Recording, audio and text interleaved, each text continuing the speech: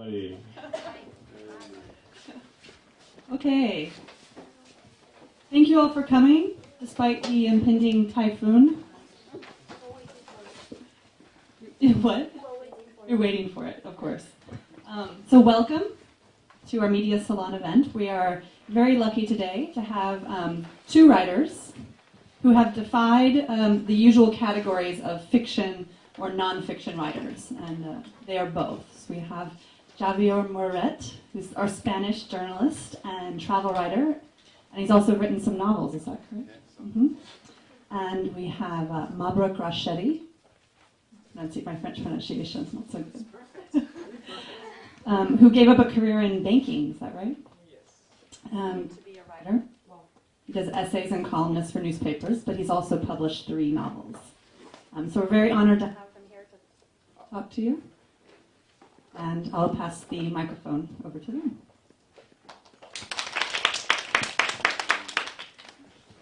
Okay. Hello. Hello. How are you? Lake Hall? Okay. Yes, it's true. Here we are, but because of the typhoon, we have now many ideas with us. But we will try to explain you what is this about writing. Writing is very often a very lonely activity. Some people think that being a writer means to be always having some drinks, being out with some friends, going to places. And that's not true. To write means to be alone in a room, writing with your computer and fighting with the language just to find the exact sentence or the precise words. And it takes a lot of time. It's true that when you finish, you are looking for your text to find some readers, and that's the social impact. Because if your writing is being alone, when you publish your book or your text as a journalist, that's the moment that you realize that you need someone to read it. Otherwise, you feel completely alone, and you feel that your work it's nothing. Anyway, being a journalist is when you write novels. Dreaming is the most important thing because you must imagine characters, situations. You must have a plot. It means that you must build a new world for your novel. That's not easy because it takes a lot of time, and you make a lot of mistakes in your way doing it. You must be working for hours to find the right way, and then you need time. Do you agree with me? You need a lot of time just not to be inside your novel. When you write a novel, you can say that you are living inside your novel for many months, sometimes for many years. I remember when I was writing my last novel, one day I was traveling by metro in Barcelona, my city, and I was looking for some characters. It was like a casting, like a TV casting, you know. I was looking, this character could be my character in my novel.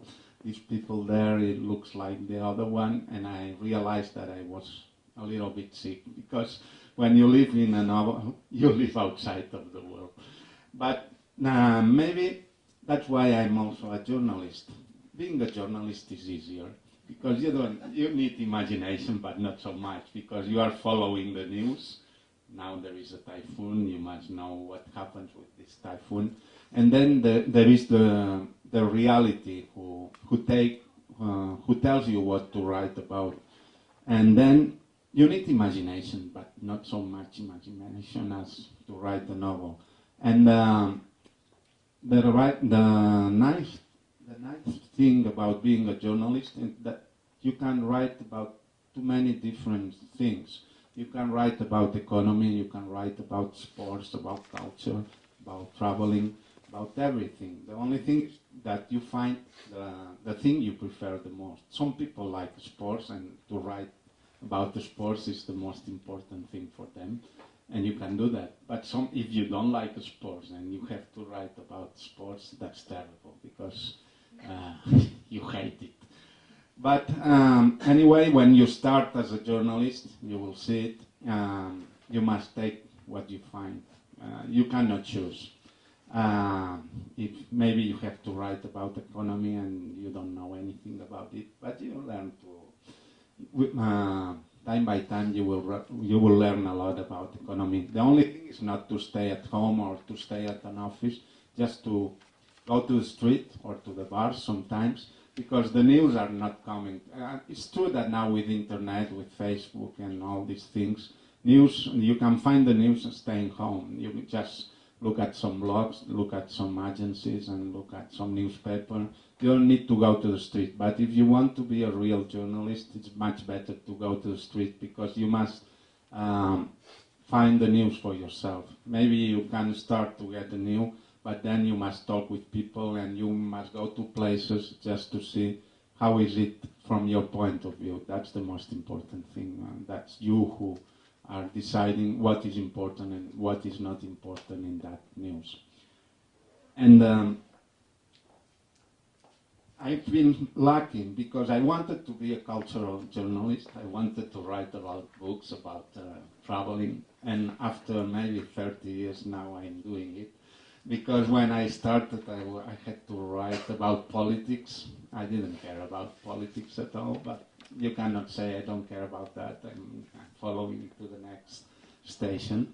And then I had to write about politics, then about foreign affairs, and then about many other things, until one day I have seen that there was a place to write about culture. And I've been writing about culture in El País, that's a Spanish newspaper, for about 10 years. It was very nice.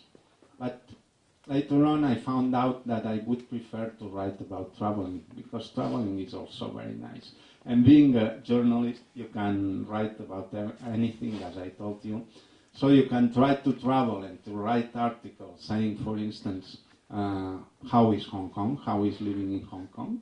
You come here for maybe 1 month and you start to take notes. And in the end, you have your point of view on how is living in Hong Kong. Maybe it's the wrong point of view, but it's your own point of view.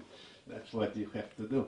That's what's nice about travel writing, that you travel, maybe very often you travel only for a few days to a new country or a new city, and you must write about it, and you realize that maybe you don't have enough information, but you must do a lot of research before going to that country. You cannot expect that when you get there you will have all the information with you, because just walking on the street or taking the metro doesn't give you the whole information about Hong Kong. But when you mix the research you have done with the people you meet and the places you see, you have your own point of view and you can write your own article. And that's what is about travel writing. One day you are maybe in Africa, and the next week you go to Hong Kong, and then you travel, I don't know where, to Iceland or to Patagonia in South America. And at the end of the year, you don't know who you are and where you are. But anyway, you have written some articles, and maybe some people like them, especially the editor. That's the most important thing. Otherwise, you are fired. But after all, the title of this class is Dreaming, Writing, and Social Impact, isn't it? I think that we need a combination of all these things, because you need to write. That's the first thing. Maybe before you need to dream. Otherwise, if you don't dream, you cannot write. Even if you are writing novels or non-fiction, without dreaming, it's not possible to write.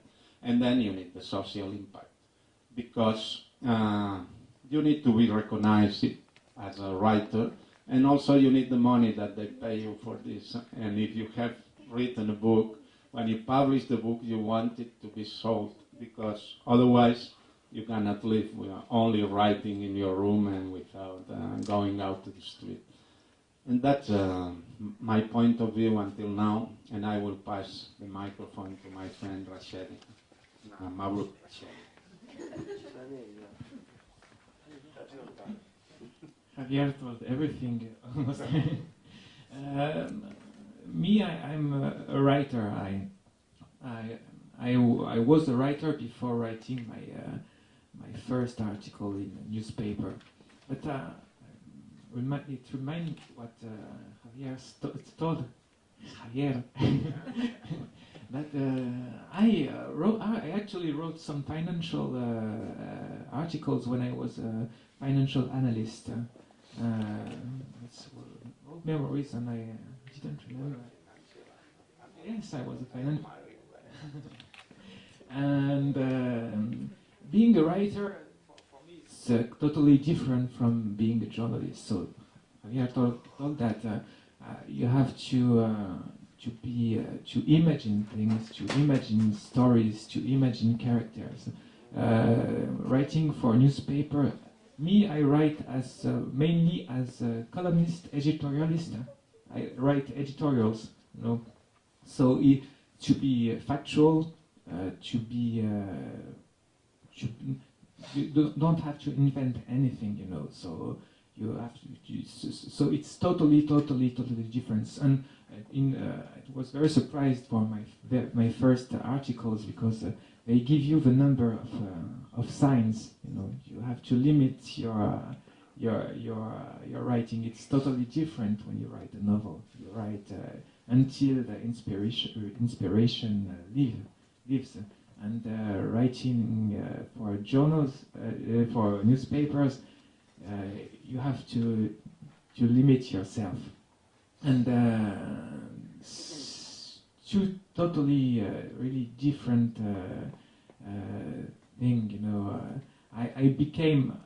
I often write in newspapers, some columns, and mainly you have the same here in Hong Kong, in Metro, free newspaper and Metro. Sorry? Standard? Okay. Standard? Not Metro? Okay. Yes, and in other magazines and other newspapers. And the social impact of such a newspaper, it's big because it's free and it's given, and sometimes I'm very surprised because after one of these newspapers, you have your picture in the column, and people arrest you in the metro or in the street and say, "Oh, that was cool and that was fantastic." But sometimes you have big surprises. They say, "Oh, it was cool in your paper, your article in the newspaper," and you say, "What was I talking about?" Can't remember. But that was anyway. That was very cool. So sometimes you say, "Wow, you have a real social impact," and sometimes you say, "Doesn't count much for real." On the contrary. For a book, people remember. They remember what you wrote, and here you print things, and it's more about emotions, and emotions you keep it in your heart, ideas. You read your column, and then the other article, and then the other one. Oh, I forgot the first one.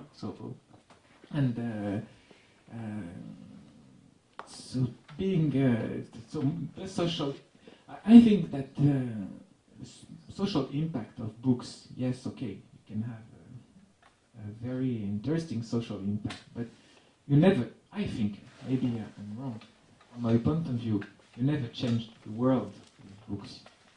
You can change maybe literature for huge writers, extraordinary writers, but politicians who change the world, maybe scientists with big discoveries, and but you have to be humble when you write a book, because even if you go to every TV shows or things like that, you realize that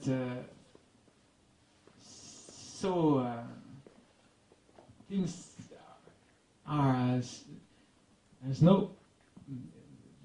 You sometimes maybe change one opinion in one mind, in two minds, but people are so sure. I think that you never, almost never change radically the world with a book, unless with an article. Even sorry, you're all studying medias, but maybe after 1 week, 1 year to 10 years, people get used with the way you write, and get used to seeing you on TV.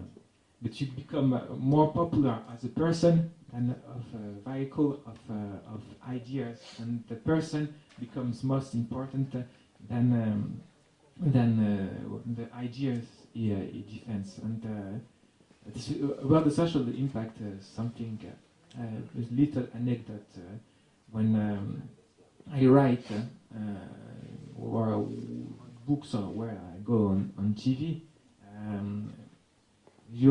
I am on Facebook, and then I have lots of friend requests to become my dear friend.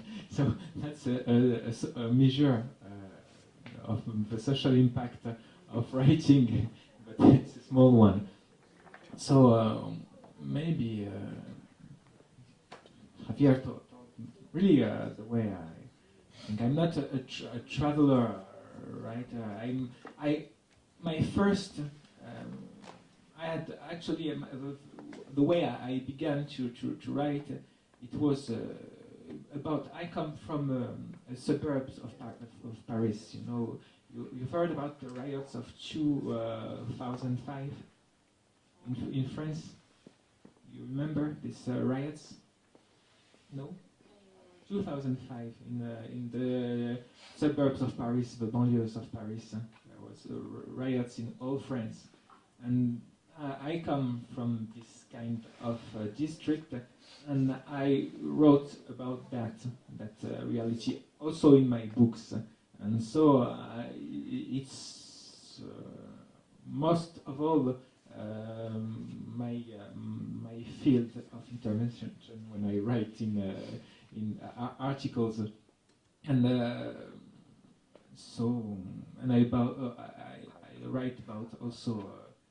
Topics related to immigration, because both my parents are Algerian. I know about immigration, but as a columnist, there is a very convenient. It's a very convenient situation, because I almost can write about everything I want. If I write a lot, also I write about politics and. The Sarkozy's politic, it's not a place to talk about politics, but I'm not a great fan of our government, so I have a lot to tell about the political situation in France also. So maybe I will give back the microphone to Javier. He has a lot of things to say. I don't have many things to say, but I will say that I agree with Mabruk, and I think he can measure the social impact of his articles, because writing about the riots or the suburbs in French, I know it's very important, because officially the government, Sarkozy, is giving the people a point of view that has nothing to do, I'm sure, with reality. So you can say your words about what you disagree, isn't it? Yes, you're totally right, because the problem in France and in other countries, they don't know the reality in these districts. They don't come from this. They are from rather rich districts, and they don't know at all these districts. And in politics, in newspapers, and also in edition. I mean, one little anecdote about my very first book, The Weight of a Soul, Le Poids d'une âme. I wrote it before the riots, but there in this book there were riots in some suburbs of Paris, and a publisher received me and said, "Okay, you have talent. Okay, the story is quite good, and it's okay, but there is one little problem. It's riots in France. It was in 2005 when I saw this publisher, and he said, "Oh, you know, riots in 2005 doesn't seem surreal. You know, it's the old suburbs of Paris. It was in the 1990s, but it couldn't happen now." And I said, "I live in these suburbs. It could happen again." And 3 weeks after this interview, there were the riots. So they don't know the social situation when you go outside Paris. And it's my duty with other people, I'm not the only one to talk about that, to show this reality, because who else will do the job? And the problem is that very often the reality seen from the official newspaper, official television, they only talk about these suburbs when there is a problem, when there is a riot. But they don't talk about the origin of everything, and you know it, and that's a good occasion for you to talk about it. But maybe they prefer not to hear it, not to listen to you, because they have their own opinion. Those people are very lazy, those people don't want to work, those people like to burn cars and everything, and they don't care about the origins, isn't it? And that's an important job to do. Yes, and they want to have these stereotypes of these banlieues, the suburbs of Paris, and the politicians, they are not very interested in these topics, because people, young people in the suburbs of Paris, or I say Paris, in the riots everywhere in France, these riots, because I live in Paris, I have this tendency, this trend to think about Paris, but it was all over France. But they don't vote a lot, so who cares? You know, so maybe we were wandering from the topic of this class. I won't talk about the suburbs. No, well, it's okay, because it's a way to see the social impact of the news. We can talk about the suburbs, but you can have you can have something similar in other countries. In France, have the riots in the suburbs. In Spain is now the economic crisis. A lot of people are suffering it, and we have a lot of unemployment, more than 20% in Spain. And there is always the official version. They say nothing is happening. Those people are very lazy. They don't want to work. And it's not like this. If you are a journalist, you must talk about it. But the danger, I think, about writing about an article or a column in a newspaper is that very often they say you must write about it. And maybe that's not something that you know very well. You know very well this topic about the suburbs, that's clear. But maybe the other day they tell you must talk about the new government. What can I say? But that's a problem in all the newspaper and in all the television. They need someone that on television especially must have his own opinion in the next 5 minutes after something is happening. You cannot say, I have nothing to say. Sometimes that would be very honest, but they don't like that. Yes, and Javier, as usual, is totally right. You know, the danger is to write, to write or to speak when they give you the microphone every time. That's why I no, I talk about me. Yes, you are just perfect, you students. But I try. I hope I do it. I try not to speak every time. They say, "Oh, Mabrouk, do you want to say something about this topic or this other one, the other topic?" For example, about the crisis. As a financial next financial analyst and as a writer, people told me, would you like to write a book about the crisis or something about that? I said, no, I quit. and I don't want to come back. I hope I will stay strong enough, not to say, oh yes, I'm gonna do it. So can be a solution or something like that. But maybe from 2 years from now, I would say, oh, I wrote a book about the financial crisis, and it would be completely ridiculous. But about the media, and it's not funny, but not so funny thing is that after a riot or something happening in the suburbs, they all call you and say, "Oh, do you have something to say about that?" And between two riots, or when there's no so much events in it, but they say they don't care about it. You stole it. You told it. They don't care about the suburbs. Then when there's a car burning somewhere, I'm interested. It's all about I would say show, TV shows. We need spectacular images, pictures. That's often a problem in journalism.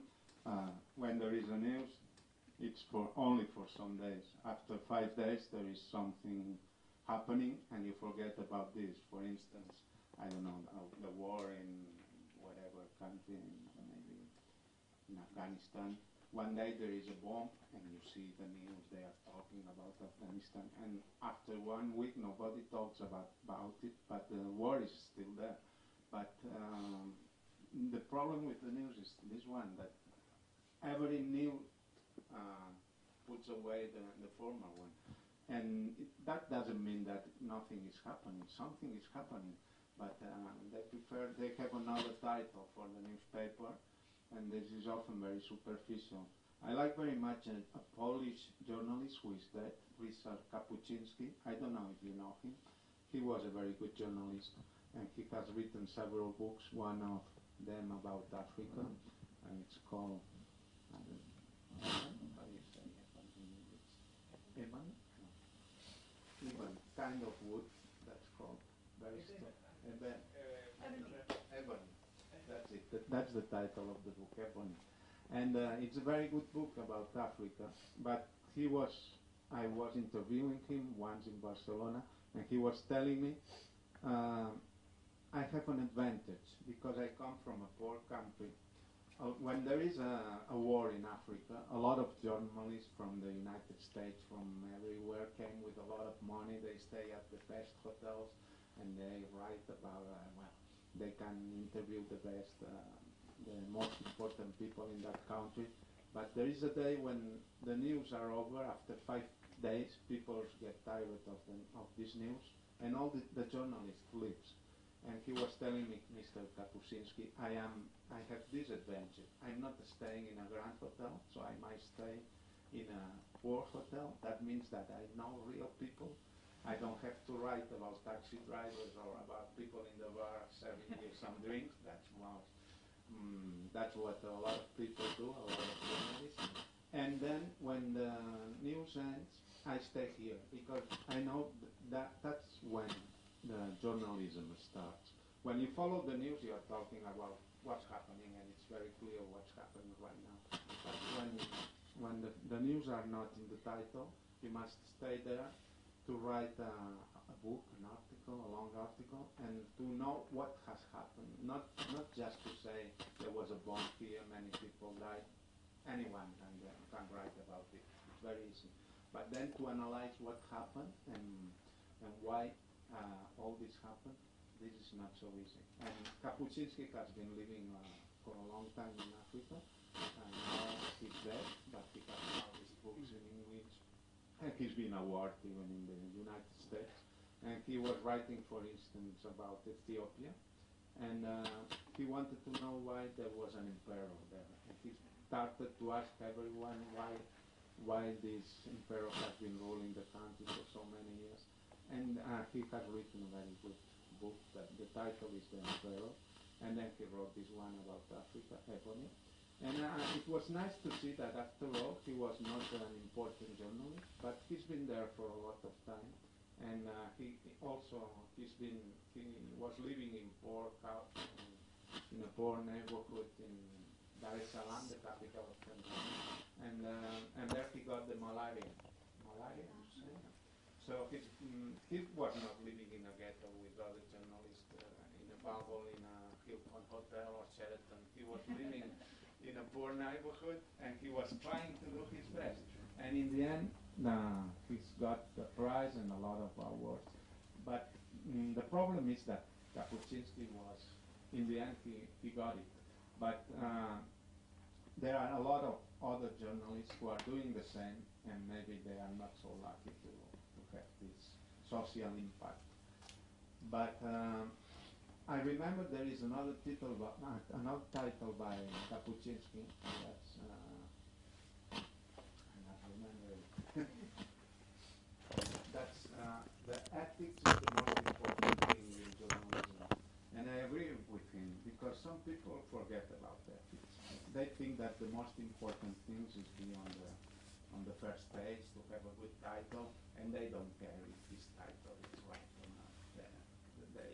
That day they will have a lot of people talking about it, and for them this is very important. But there is ethics after all, and ethics is for me the most important thing in journalism. You cannot lie. You must be you must trust the people. You must follow the news as you see them, and you must try to know all the things you can about this news. You cannot say, okay, I have seen this in another newspaper, I believe it, and I'm going to write following this. Because you must get your opinion, and that means that you must have ethics in the front of everything. And that comes also for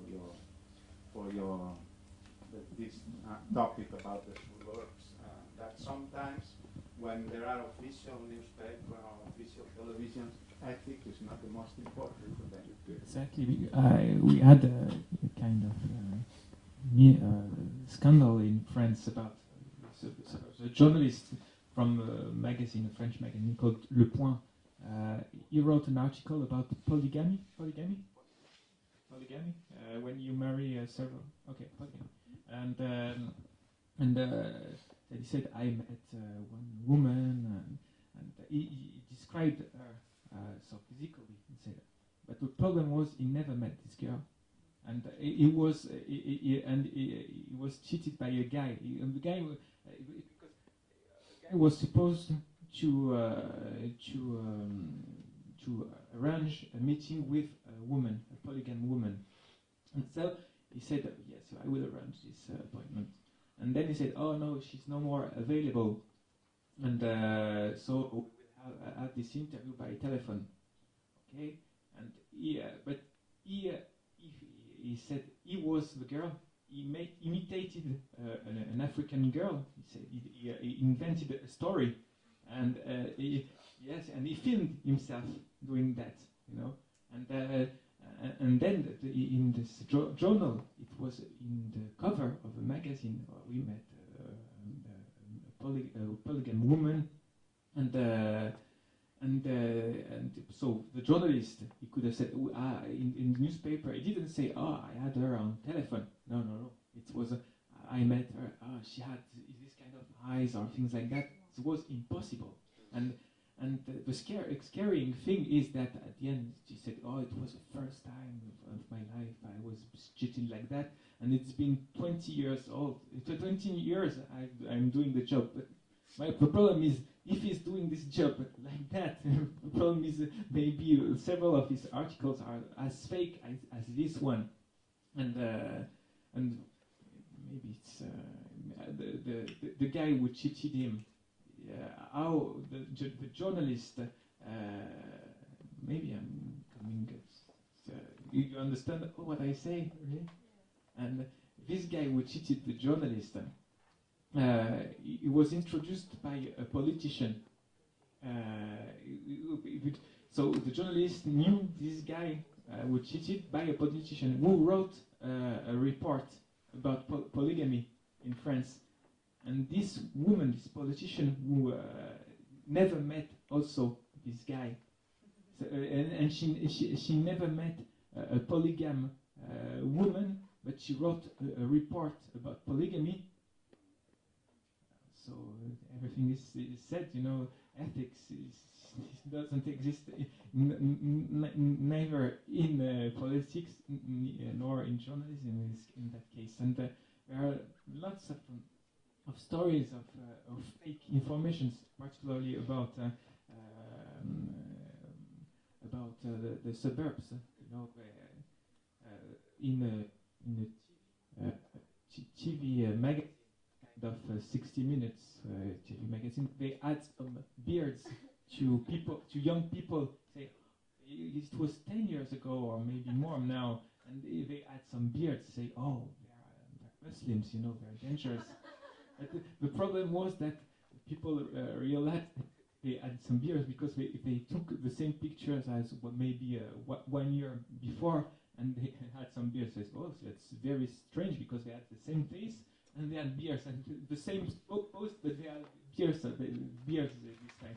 So there are lots of things like that, and ethics is sometimes forgotten. But you know, as I live in this years in this kind of suburb, sometimes journalists say, "Oh, but could you? I would like to meet one of the people living," and you realize that they don't know the place and they know the people in that place. So they are dependent of the people who live in these suburbs. And so they can be easily cheated, and they don't make the effort. You thought just they don't stay, and they don't. They are just dependent of one person who can be a total liar. They don't go naturally towards people. They don't know anything. And when I am asked to, I can arrange an interview. I said, no, it's your job. I'm not a go-between. What's the point?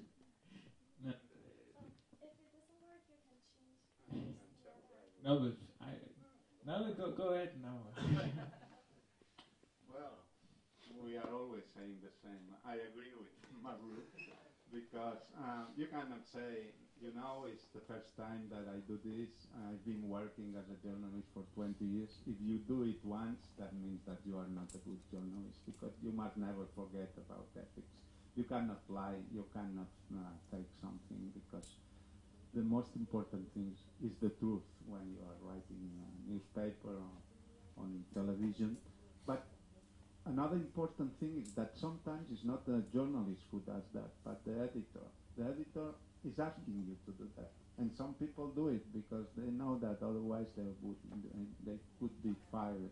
That's the problem. When there is a yellow press, and especially in television, they are always trying to get something, to get the share at the maximum, and they are looking for this kind of programs that, and they know there will be a scandal, there will be a debate at the society. They are trying to provoke it, but they are not telling the truth, and they know it, but they don't care. That's a problem, because this is not journalism at all. This is like just looking for the show, and sometimes they disguise it as journalism, but you must agree that has nothing to do with this. And we have seen this in Spain very often, in Italy very often, with Berlusconi television is always trying to change reality for another reality that's more according to them. And this happens everywhere. It happened in the past, in the history, and it still happens. It's a pity, but it happens. Or a very small detail about I wrote the latest book I wrote was co-written by my sister. So we met a journalist, and you quit your job, and your sister she goes on. My sister answers, yes, I work, blah blah blah blah blah. say also you have how would you say this remember when here okay the here you when you go to your work you have heels and say my sister said no I never have heels say oh then maybe it's better if we say you have heels is when you go to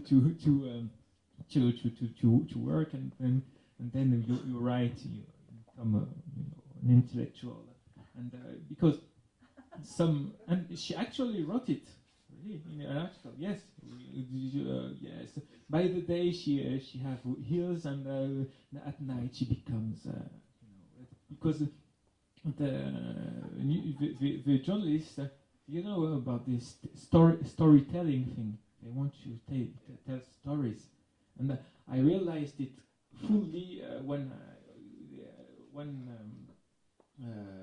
television was making a report about one of my workshop in the suburb of Paris, and with young people there were between 18 and 22 or something like that, and they said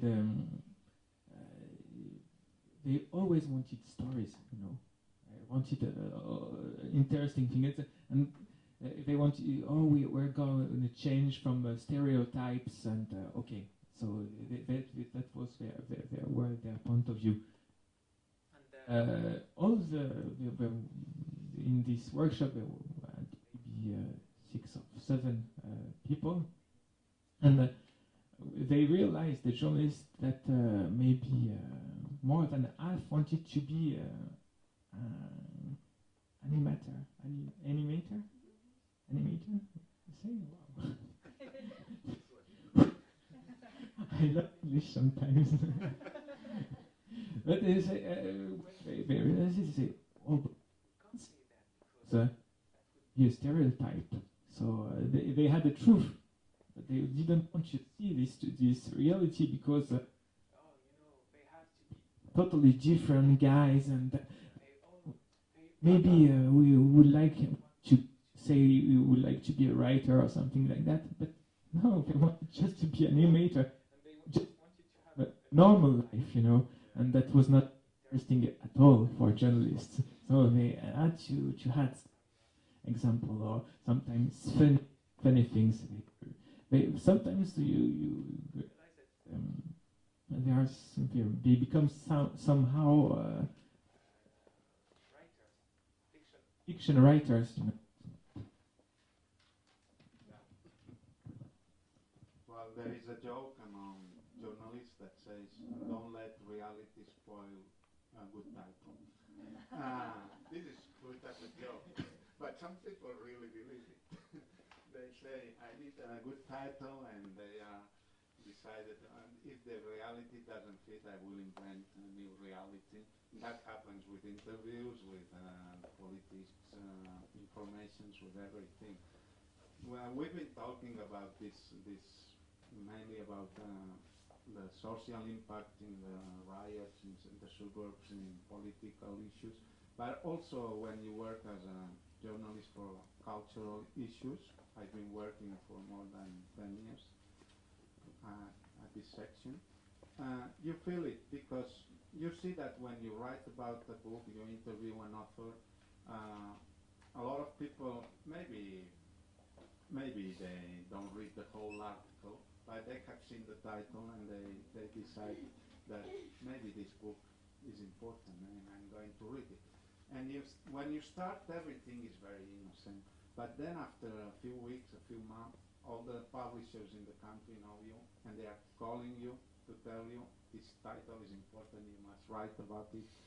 And you still to feel how all these people, all these publishers, all these authors depend on you. And well, not absolutely, but it's important. To publish a book, it's very important, but then there is the promotion, and you need to be on the news, you need to be on the television, otherwise this title doesn't exist, because a lot of titles of books are published every year. And you start to feel it when you work as a journalist at the cultural section.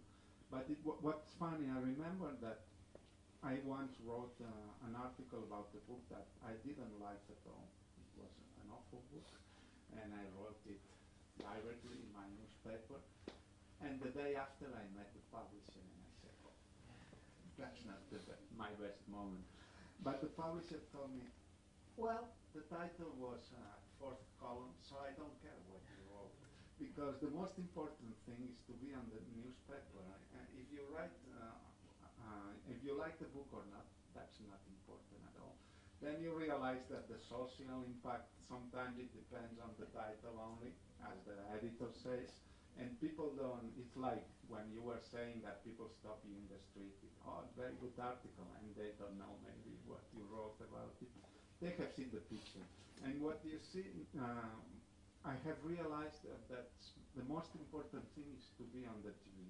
When you are on the TV, when you go to a shop or some places they know you, "I have seen you on the TV." "Oh yes, and what I was saying?" They don't know, but you were on the TV. So you've got your 15 seconds of fame. And it lasts, as far as I'm concerned, maybe one week, not more, because people after 1 week they forget you. It's very strange. And what you told before about the title, I didn't know this proverb about spoiling. That's good, but it's very. But it reminds me the movie Liberty Balance. When the yes, exactly, when the legend is more beautiful than the reality published the legend. You know? So it's kind of thing like that. And I don't know what I was saying. I had something to say, but I can't remember what. We were talking about the fame. When you are on the TV, people stop you in the street and they say, "I have seen you on the TV, I don't know what you said." Was something related to that? No, maybe about what you said just before, but you say so many interesting things, you know, important things, so I can't remember. Okay. But you were talking about this film, The Man Who Shot Liberty Valance. I don't know if you have seen it, but it's a great film, and it's about the American West, but it's mainly about journalism and about ethics also. And I recommend very much this film by John Ford, because you learn how things happen, and then how they are published, and how people prefer to believe what have been published, not what happened. Because even if you tell them it didn't happen like this, it was different, they prefer not to believe it, because legend is always more interesting than the truth. And that's the danger very often of journalism. In that case, it's not dangerous, because it's not there is a happy end, and sometimes there is not manipulation. But in other cases, that can be terrible. There's lots of wrong things. I would just say a personal example. It was written in an article that I left my suburb when I was in finance, and then I came back. You know, and that was totally wrong. But now, till now, people say, some journalists say, "Oh, I read that you left and then you came back." So journalists read journalists. So and a rumor can spread forever. And even if you say 100 times that no, it's just a rumor, no, it's wrong, but it was not very important for me. You know, who cares? But a rumor can spread forever, and lose the control of this thing. Really, but it's not that. So don't forget about that. But, yes, that's the journalism is very, very, very powerful to create realities. And we had So, funny anecdote, but stupid and maybe not very related. But the Sarkozy, but I just talk about Sarkozy. He said in his on his Facebook that he was in the Berlin Wall the night it fell. You know, so, yes, I was there. It was not. It was not true. It was the day after, but he had to say that he was there when it happened because he knows everything. Sarkozy, when the Berlin Wall falls, sometimes he's here. When there's a typhoon in Hong Kong, he's here. He creates reality, and that for one. It was no consequence, you know. Why did he say so? But I think that lots of public persons, people, sorry, lie. Because, but we create a legend and they know that nobody will shake it. Actually, I could say something, one thing or another, who will shake? But I have no interest in lying every time. But and I will stop where we've added that one very, very funny thing. There was a book called Survive with Wolves, you know, in France, and it had it was a big hit. It was a woman that she was raised by wolves, you know, and it looked like the Mowgli story, the Book of Jungle. It was totally wrong, false. You know, she invented everything.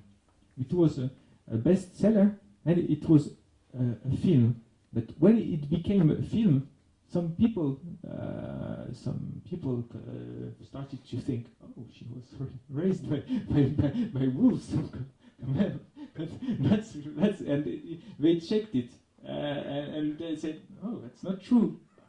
But so you can lie.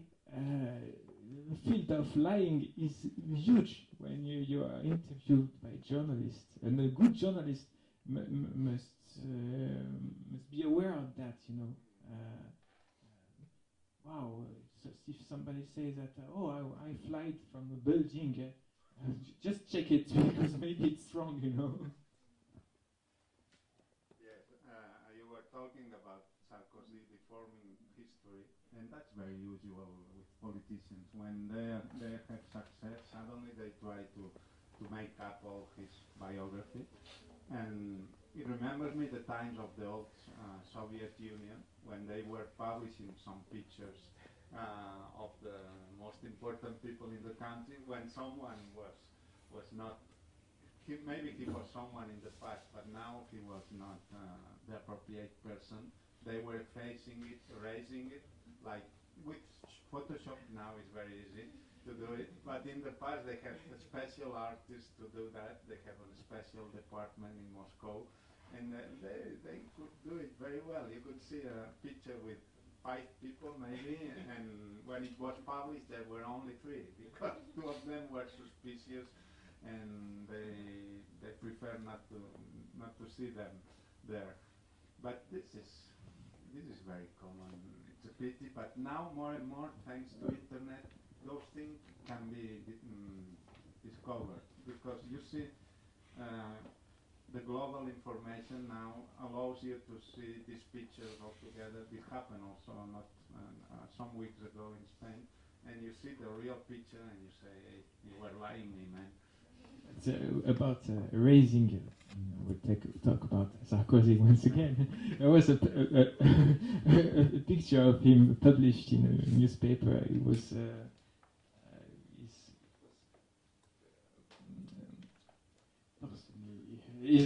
above of his body was naked. I mean, you know, but the journalist erased his yes with Photoshop. So Sarkozy was thinner than ever, sporty in a boat, you know. But it was wrong. But it was not even Sarkozy's fault. Because the journalist made it by himself. But because it's the eternal problem of newspapers. The owner of a magazine is a great friend of Sarkozy, and so there is a kind of auto-censorship now. Sometimes you don't say, what maybe would Sarkozy would like? Oh, maybe we can erase. And they did it. So and next time that was Sarkozy, that I love it. There was a photo with Obama, President Obama, and Sarkozy, and it was very strange because Sarkozy was as tall as Obama. And then we had another picture from another angle. He was in a he was in a small chair like that. No, but you can invent stories. You can recreate reality. You know, you just need some something to become taller, and then you're as tall as Obama. It reminds me the great dictator. You know, this the scene when the fake Mussolini with the fake Hitler, they try to become taller in a chair. This is very common.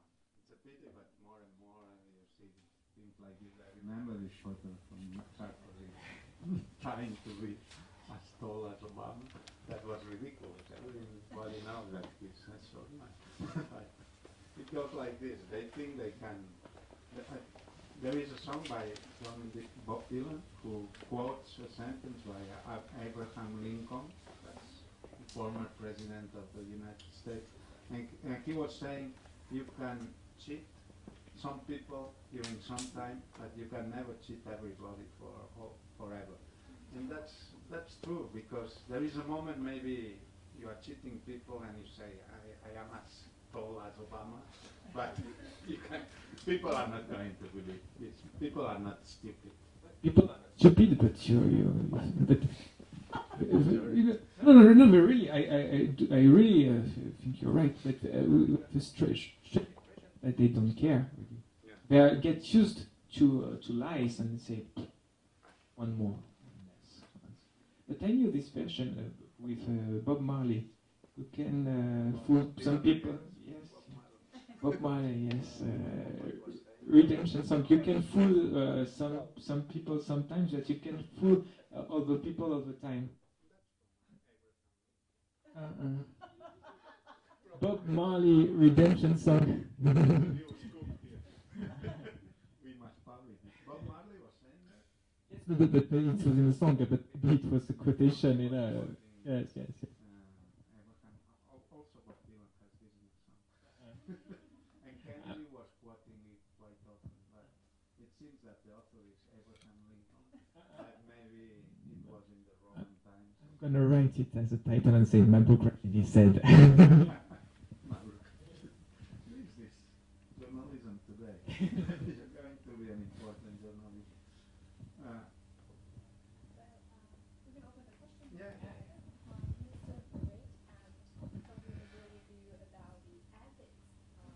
It's very important being a professional journalist. And I noticed that you are a travel writer for a Spanish newspaper. So I'm wondering whether you have come across this situation that travel agency offers you a free trade like that. Did you have this thing happen before? That's important. You will be a good journalist. Yes, I have this problem sometimes, because at the beginning, when there was no economic crisis in Spain, my editor told me, you can travel wherever you want, and we will pay for it, and you can publish whatever you want. And I was traveling by myself.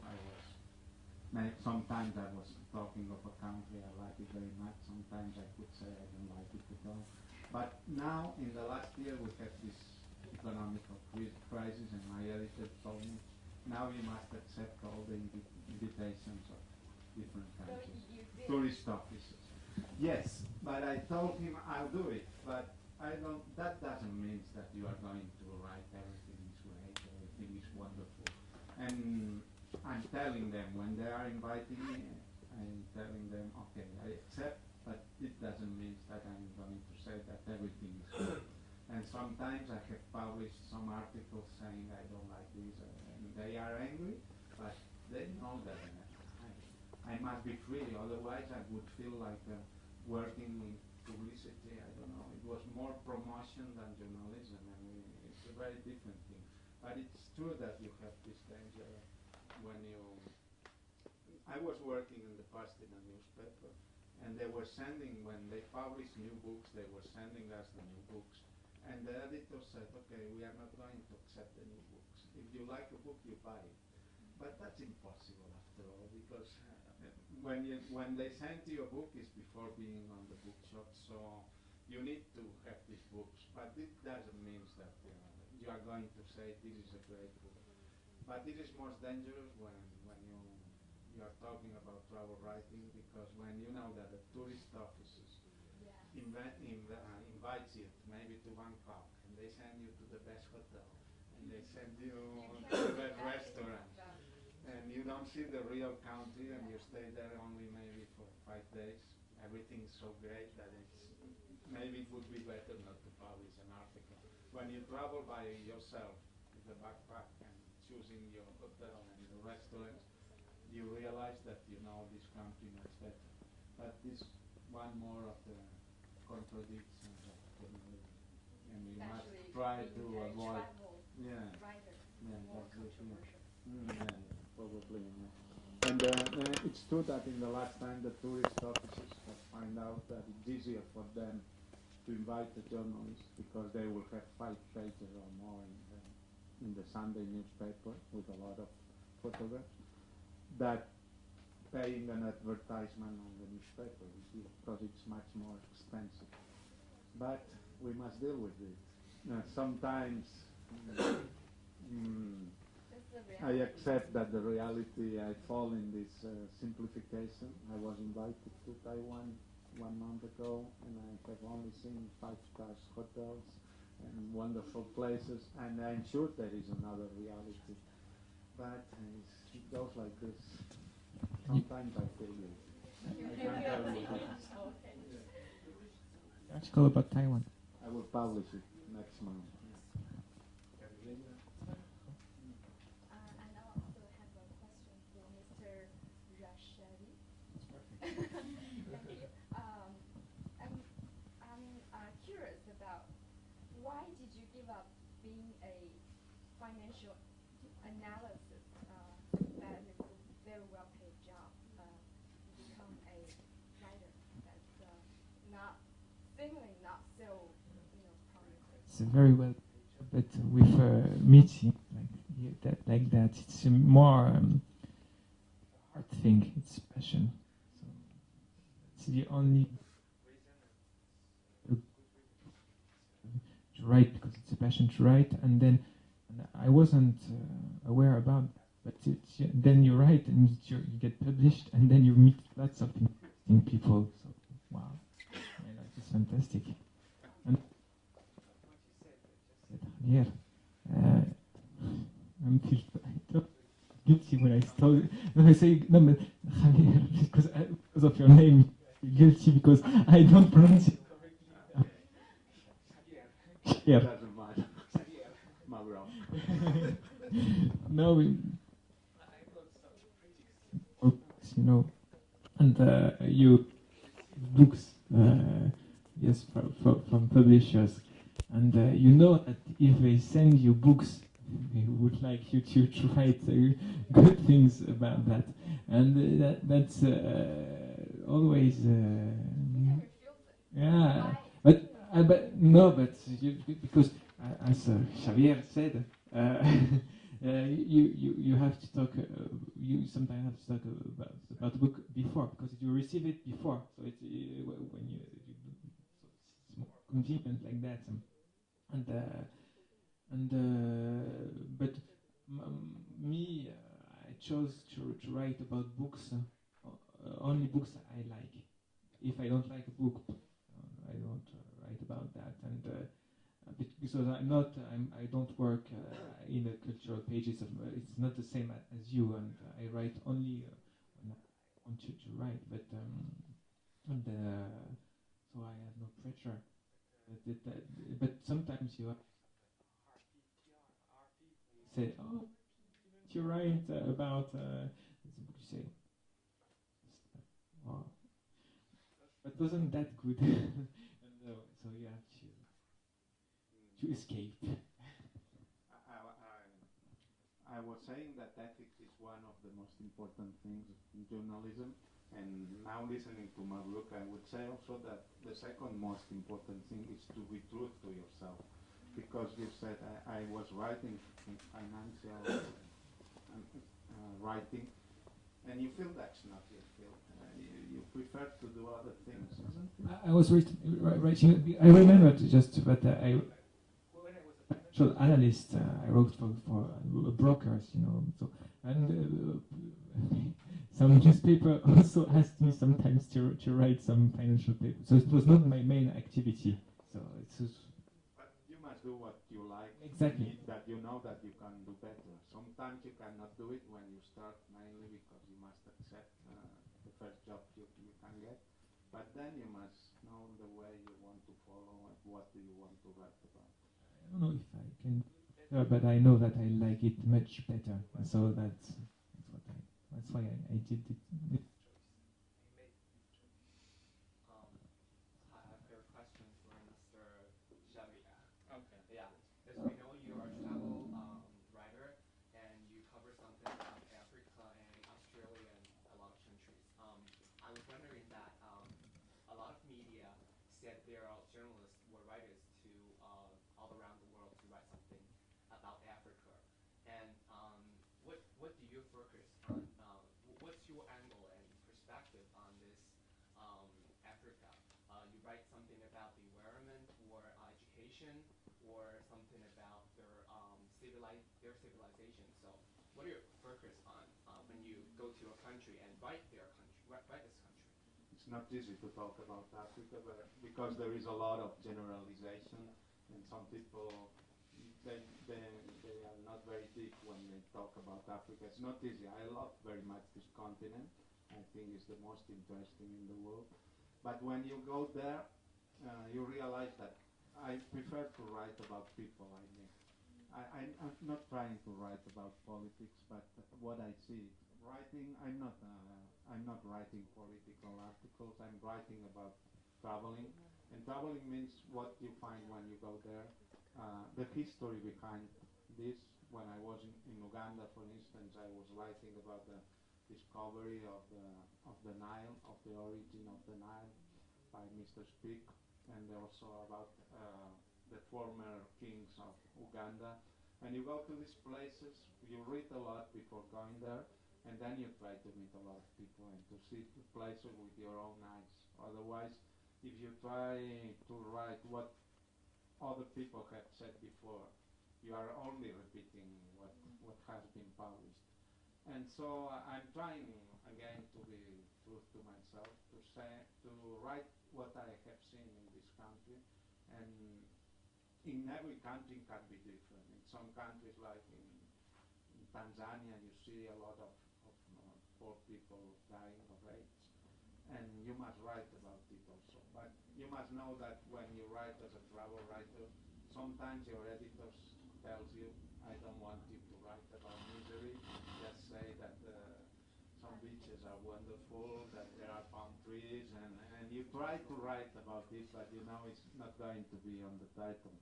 But according to that, when I was publishing articles for a magazine, a travel magazine in Spain, they were saying we only want picture with no clouds and with no people, because people sometimes they they are so ugly that we don't want them to be on the picture. That was terrible. They were looking for a.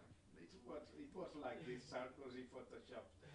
They were looking for the perfect place, and it was always the same. It was a photo with blue sky, palm tree, sand beach, and after all, it was boring. But they are still doing the same. And I remember once I was working for the Spanish TV, and they sent me to Nicaragua, in Central America, to write an article. And in Nicaragua there has been a revolution, a war, there are volcanoes, there have been floods, a lot of people died, and they told me, okay, you must write a good article about Nicaragua, but you cannot write of volcanoes, of war, of revolution, of floods, of people there. And I said, what can I say about Nicaragua? It's a nice country with blue skies and things again. Sometimes you must fight against that, but you must try to write. Did you win? Did you win for Nicaragua? Yes. That's the question. Yeah. I was there, but they published this on the Spanish TV, and I didn't like it. I wrote the article, and I said I'm not interested in writing again about other countries because I don't feel comfortable about it. That's the question. Did you? Maybe you ask. Do you have a point of view before you go to a country, or you create your point of view when you're on Normally place? you have your own point of view. You are reading newspaper, you are watching the news, you are watching more and more. There are a lot of channels on TV channels where you can see all kind of travel programs. And I had these feelings when I went to Tanzania, for instance. I went to Ngorongoro, that's the most wild place there. And I had the feeling that I knew this lion. I have seen him so many times on the TV. And you must try to be more subjective. Otherwise, if you try to say there are a lot of animals in Tanzania and wild elephants and wild lions and everything. You must do a lot of research before going to this country, but then you must learn to find your style. Otherwise, the only thing you do is repeating what others have said before. Yes. My question, I actually have two, but you can answer one by one. The first question is for both of you. In all the novels and journals that you have written, which one is your favorite and why? Can you just explain how did you come up with the idea of writing it and maybe some tips? So give me a quick idea. The novel, my favorite novel by myself, is it's a funny question. Maybe the very first one, because it was an idea I had when I was a teenager. So before it get published, it took maybe, it was published 15 years after I had the idea, and so a long process, and that was the reason why I quit financial analysis to become a writer. So this idea was so vivid in my mind, and I said, "Oh, okay, I won't wait for my 100 years before I write. So let's do it now." And about writing articles, I have no preference about magazines or newspapers, but I prefer some of my articles rather than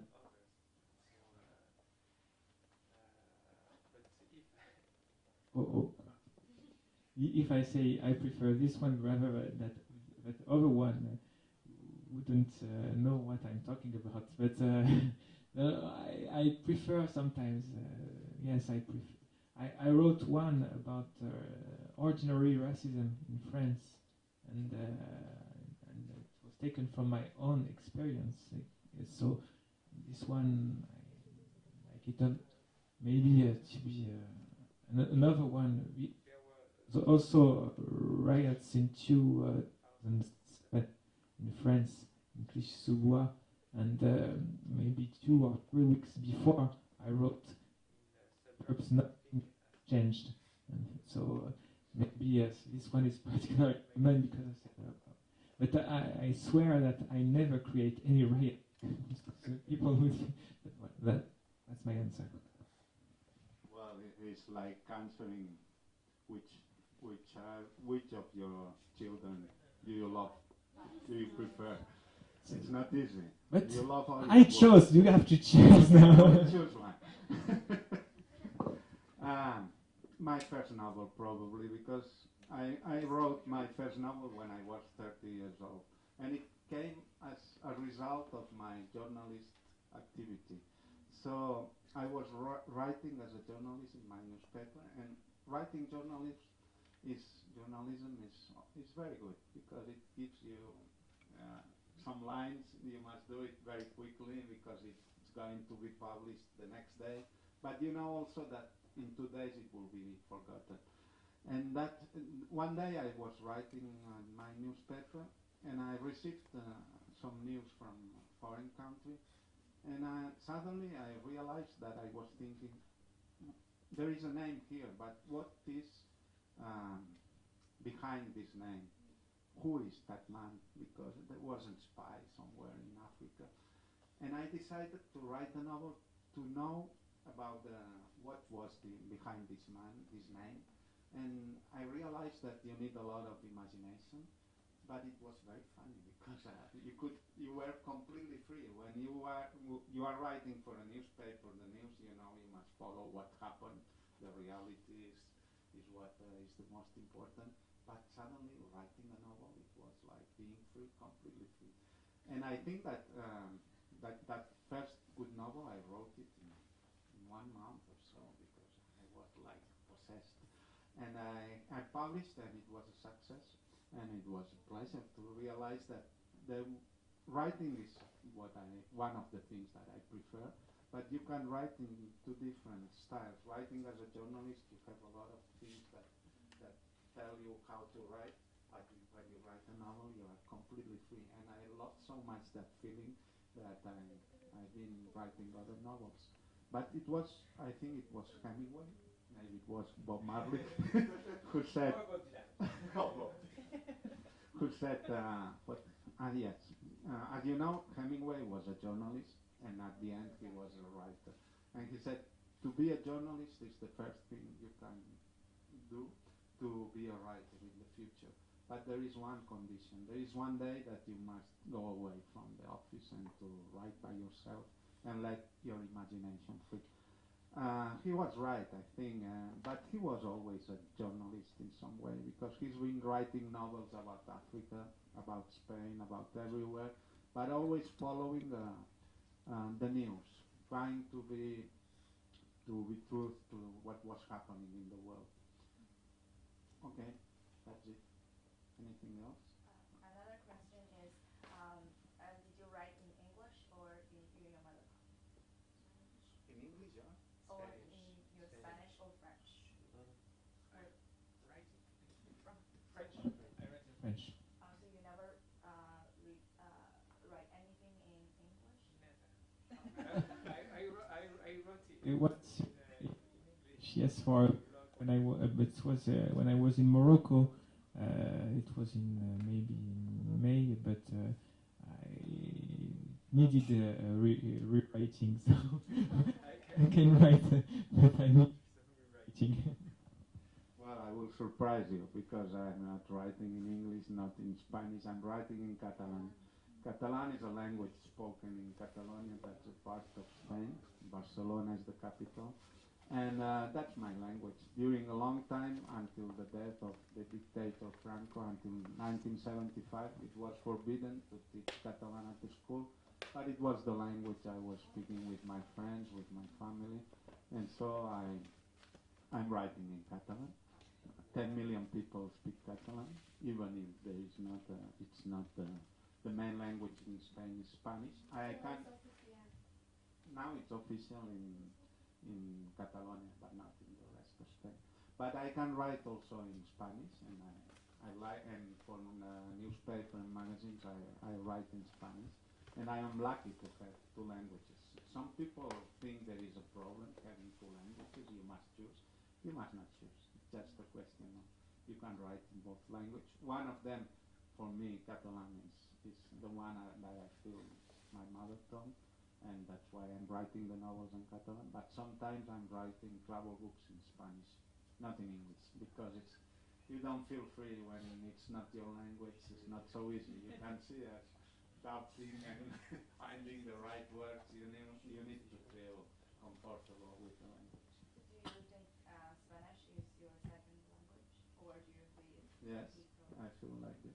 Spanish is my second language. So when you write in the second language, like we will do in English, our mother tongue is Chinese, and She knows everything. Not that second. Catalan es. Creo que catalán es uno de los cuatro. Now she's Lan- speaking Spanish. Las cuatro lenguas oficiales. Maybe. Yeah, she's saying that Catalan is one of the 4 official languages in Spain. Yes, it's official, but it's only in Catalonia. The rest of Spain don't speak it, so you feel that you are limited when you speak. But what was the question? my question is when you write in your second language, how do you polish the story? Because in second language it's always harder than mother tongue. No, because it's not really a second language. It's my second language, but I learned it in the school since I was a child. Then I don't You know write. the question. You're writing Catalan only? You don't Sometimes in translate? Spanish. Okay. Mm. And your books, translating? Yes. Did you make the translation into Spanish, you, into Castilian? Yeah. I was doing it at the beginning, but now I have no time and someone other does it for me. Yeah. So that's why for the donation at the library, I brought 3 books, but really there are 6 books, but because there are 3 in Catalan and 3 in Spanish translated. Okay. Mm. And you write? Yeah, well, I was translating my first book to Spanish, but I had the feeling to add other things. When you are the author and you are translating yourself, you feel that, okay, this I could put this, something else.